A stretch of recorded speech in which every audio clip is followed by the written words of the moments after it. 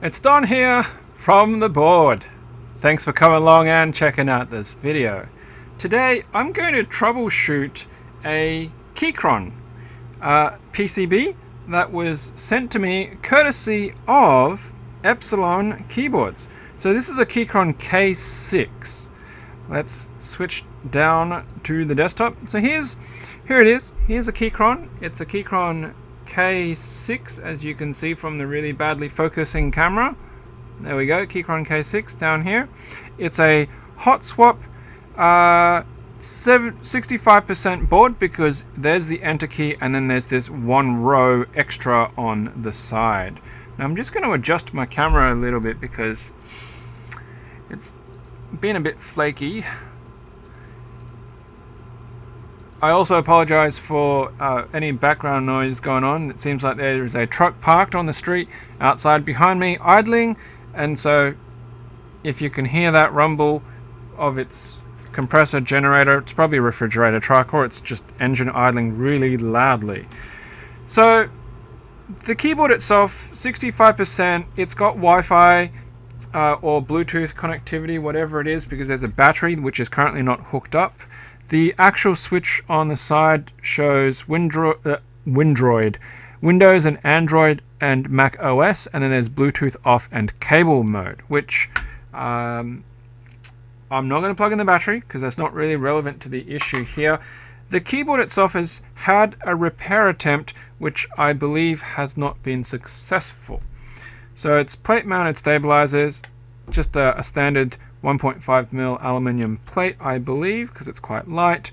And on the back side here, this is the area of interest where some wire jumping has been attempted on where that red switch is mounted. Now the hot swap socket on it's gone. So that'll be interesting to see what we can do and if we can figure out what the issue is and get it working again. Now, noting what I'm trying to achieve, I want to make sure that it's on cable mode, yes, and it is on Windows Android, which is going to be in that orientation, I believe. So first and foremost is we're just going to plug it in and see if it powers, which I've got some lights and I've got the all familiar dum da da dum, so it does power and it is recognized by my PC here. And I've got switch header on over here, and let's try and use my tweezers to short some switches, which I don't know what just happened because I just got an entire row. Wow. Okay. If I switch, the entire row is triggering. Holy smokes. I have I've never seen this before. Epsilon, you got me real good. You got me real good. Okay, so bottom row, single switches are firing, which is great because that's what you're going to expect, what you're hoping to expect, right? So we're getting single switch firing. Second bottom row, shift, single switches are firing. And then the caps lock row, getting a single switch firing on that one. Single switch fire. Now, as I start traversing, why did I get a full row firing before?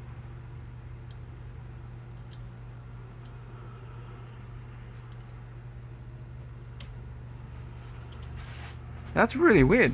Alright, let's just clear that. Why did I get a full row triggering before? So all of these are firing individually right now, which is great. Okay, so a row above that.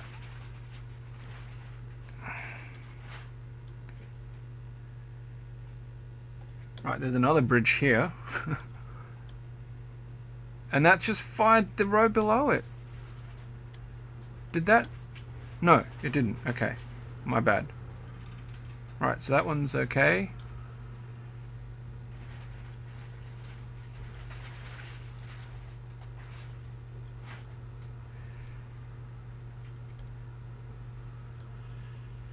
Tabs operating.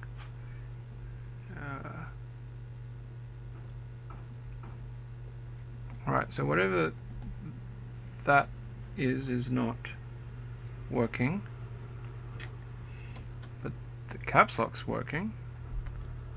So I don't know what happened before, because okay, that is hella weird. So what I just did there, because you can't see it on the screen, okay, because I've got switch hitter on, I'm shorting the top right switch, and it's triggering everything by itself. It's gone absolutely haywire. Well, it's not doing it now.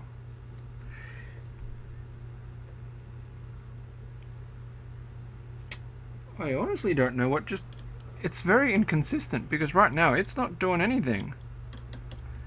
Okay. So backspace.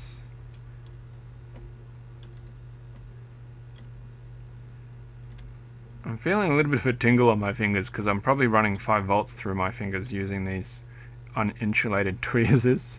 But look, it's okay. It's a short path for least resistance. Worst case scenario is, yeah, my fingers get 5 volts through them. That's not going to go through my chest. I hope. This is truly amazing. It's not consistent. How it's performing from one cycle to the next was not doing the same. What? Just... Did you just see that? I'm touching the same switch, which is the plus minus, and it's caused one to trigger.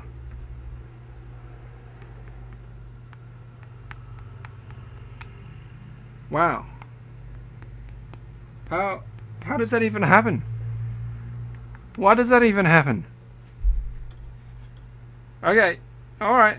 So I just touched one switch there, and that entire row just triggered.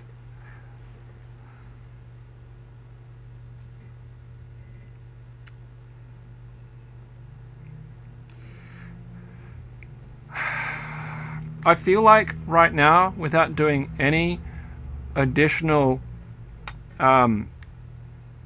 troubleshooting or trying to map out the matrix, there is probably a problem with the microcontroller unit.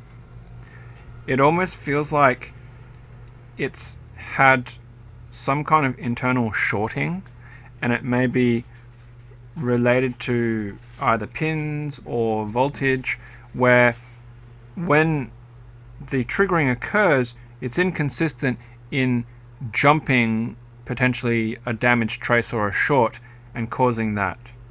I don't know if it's related to the wired jumps that were actually applied, because when you trigger these related switches that a wire jump to, they don't seem to be a problem. So I'm not quite sure why. I mean, this actual soldered in switch isn't doing anything, but logically speaking, there's no reason why it should be causing the kind of weird behavior that I'm seeing here. Okay, I don't have a means of testing the microcontroller. That's a little bit out of my depth. So, where do I go from here? What I'm going to do is I'm going to end this part here, and then I might spend a bit of time and map out the rest of this keyboard. I'll try to map it out and see what is going on, because if the keys that I'm triggering that is causing this mass reaction, because right now, like, look at that going nuts. I'm holding the same key, right, which is this plus minus, and it's causing 8 and 3 and 1 to trigger, but the rest of the row is pulsing away. So what it's suggesting to me is that they might be related somewhere, and if I can map out the matrix, then that might help me understand where that problem is. If it's, you know, some kind of diode or column issue that is causing that, and then potentially fix that, because if it's related to these 3 wire jumps that have been made and we can resolve that and clean them up, then this might be actually salvageable. If I can't identify that because of the way that the matrix is going, then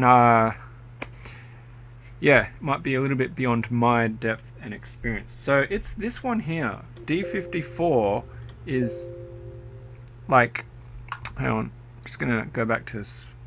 So this is the one that's causing the grief, and it's just, you can see like it's doing all sorts of weird things.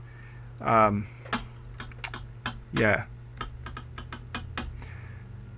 good one, Epsilon. You're really you sent me an absolute doozy, and I can understand why you were so frustrated and upset about this PCB. Rightio, that's it for this part, and at some point in time when I got a lot more time, because it takes a while to actually map out the matrix, we'll see part 2. So thanks for checking out this video, and hit that bell button so you get notifications on new videos on this channel, and when part 2 pops up you'll be able to find that. Otherwise, if you forget about it, you might never know what happens to this PCB. Alright, well, thank you to Epsilon for sending me this, despite what kind of headaches it might give you. Link to his socials, channel, YouTube, Twitch, all that should be in the description below. Go check him out and his keyboard building streams and whatnot, and help grow our community. Thank you, and of course, until next time, happy clacking.